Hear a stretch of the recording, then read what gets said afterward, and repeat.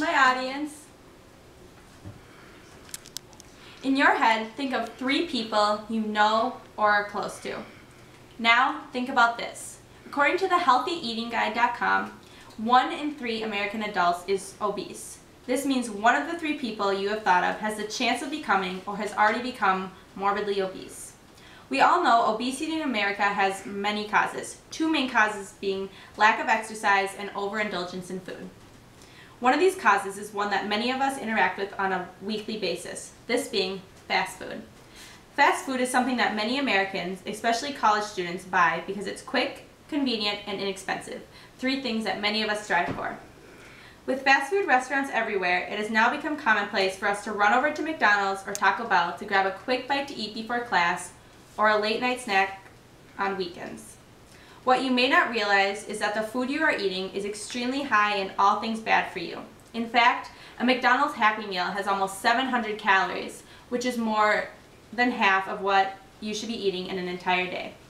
As someone who has been very interested in living a healthy lifestyle for a long time, I feel as if I'm qualified to speak to you about this topic today. Eating fast food is endangering the health of our society, and by making better food choices, we could live a much happier, healthier lifestyle. Today, I'm going to explain to you a little about the history of fast food, how it is made, why fast food is so bad for us, and some changes you can make to your lifestyle to eliminate fast food and eat a much healthier diet. Fast food has been around for so long in our country, it's strange to think about how it all began. According to Fast Food in America, An Abridged History, an article from Lifetime magazine, fast food all began with the invention of cars. With cars came car hops, designed to serve a much more mobile society. In 1948, the first McDonald's, owned by the McDonald brothers, opened in California. In 1954, Ray Kroc sold the first McDonald's franchise in Des Plaines, Illinois. As McDonald's success continued to grow and people decided they enjoyed eating food in their cars, other fast food joints such as Burger King and Wendy's soon opened. Today, there are over 25,000 fast food chains in the U.S. Now, fast food might just seem perfect. It looks great, tastes great, so it must be great for you, right? Wrong. Fast food is so processed, hardly anything in it is what you think you are eating.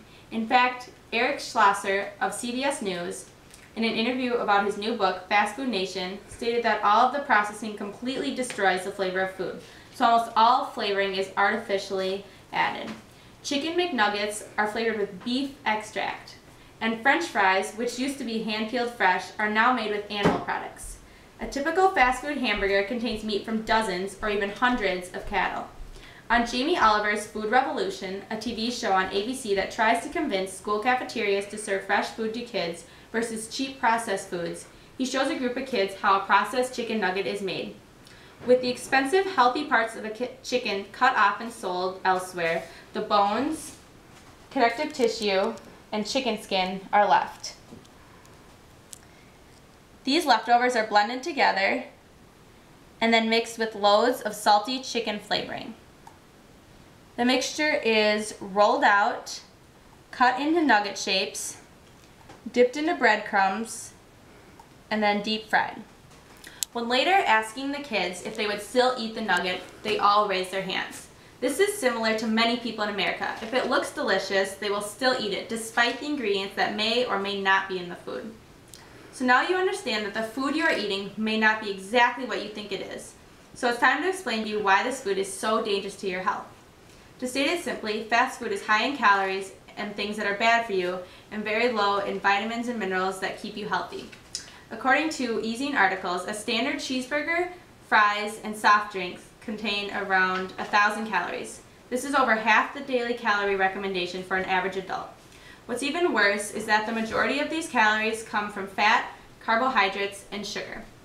French fries, chicken nuggets, and hamburgers are soaked and dripping with saturated fat, which is fat that comes from animal products and is a major cause of heart disease. Hamburger buns and breading on chicken nuggets is loaded with refined carbohydrates, which unlike whole wheat is empty calories that is stored as fat on the body. Sugar is found in the sweet soft drinks, milkshakes, and even French fries. Sugar that is not used in the body is also stored as fat. With little to no nutritional value, fast food deprives your body of the vitamins and minerals it needs to survive, and instead loads greasy, empty calories into your body that is just stored as fat. These ingredients also make you feel bloated and tired, so the feeling immediately after eating the food is almost as bad as the feeling you get in the long run when your body starts feeling and showing the effects. If this isn't bad enough, the HealthyEatingGuide.com states that fast food sizes have nearly tripled in the last 30 years, so you're getting more of the bad stuff in your body than ever. If thinking about fast food right now takes away your appetite, then I've done my job. But I'm going to share with you a few ways to still be able to eat the good food you want in a much healthier way. According to this graph from TREE, 40% of Americans eat fast food restaurants 2 or more times a week, with 6% eating out every single day. To break this habit, we need to start eating at home more often. First, start eating at the dinner table. Fast food may sound good to kids, but eating a meal at the dinner table with others is much more satisfying and much healthier. Second, start cooking home-cooked meals. It is often just as cheap to make your own food. Many things, such as pasta, is inexpensive and can be used in a variety of ways. If you are in a rush, keep leftovers from your homemade meals in the fridge, which can be later heated up and eaten quickly. Sometimes, if you are out and about and need a meal, fast food is your only option. Eating fast food doesn't have to be bad for you as long as you don't make it a habit. When you're going through the drive-thru, always choose the smallest portions. Choose water or milk as your drink. Many fast food restaurants even offer wraps or fresh fruit, or even Taco Bell's drive-thru diet menu offers lower calorie options. Some restaurants, such as Subway, have loads of fresh veggies on their sandwiches. Fast food is bad for you, but if you must, try to make the healthiest choices. With the unhealthy ingredients and processing, fast food restaurants are a danger to the health of our society. Today, I explained to you a little bit about the history of fast food restaurants, how fast food is made, why fast food is so bad for us, and some healthier choices we can make. The HealthyEatingGuide.com states that Americans today are spending over $140 billion every year on fast food. With these numbers, it's no surprise that the millions of burgers and fries sold every year are only adding to the problem of the climbing obesity rate in our country. If the current rate continues, 100% of Americans will be obese by the year 2048. It's time to take control of your health and stop eating fast food.